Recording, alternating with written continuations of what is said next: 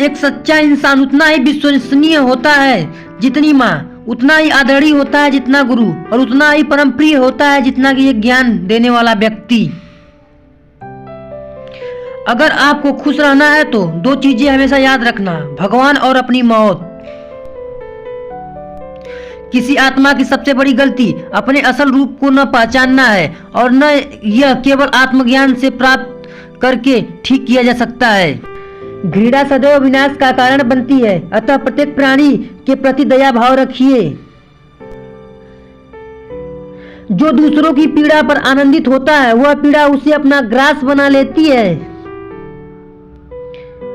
क्रोध से बड़ा कोई शत्रु नहीं है जो क्षण भर में सब कुछ नष्ट कर देता है।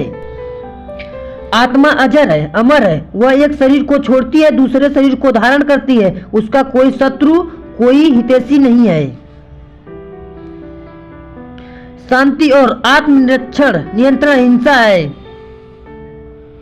जो जागरूक नहीं है उसे सभी दिशाओं से डर है, जो सतर्क है उसे कहीं से कोई डर नहीं है। प्रत्येक जीव स्वतंत्र है, कोई किसी और पर निर्भर नहीं करता। पर्यावरण का महत्वपूर्ण सिद्धांत यह है कि एक आप ही इसके अकेले तत्व नहीं हो। भगवान सर्वव्यापी है जिसका कण कण में वास है। सर्वोच्च कार्य तथा अनुकरणीय प्रदर्शन से कोई भी देवतुल्य हो सकता है। प्रत्येक आत्मा स्वयं में सर्वज्ञ और आनंदमय है। आनंद बाहर से नहीं आता। आपात स्थिति में मन को डगमगाना नहीं चाहिए। सभी जीवित प्राणियों के प्रति सम्मान अहिंसा है। प्रत्येक जीव में परमात्मा का वास है। वह जीव स्वयं में सर्वज्ञ है जिसे सुख दुख जैसी सभी संभावनाएं व्याप्त हैं।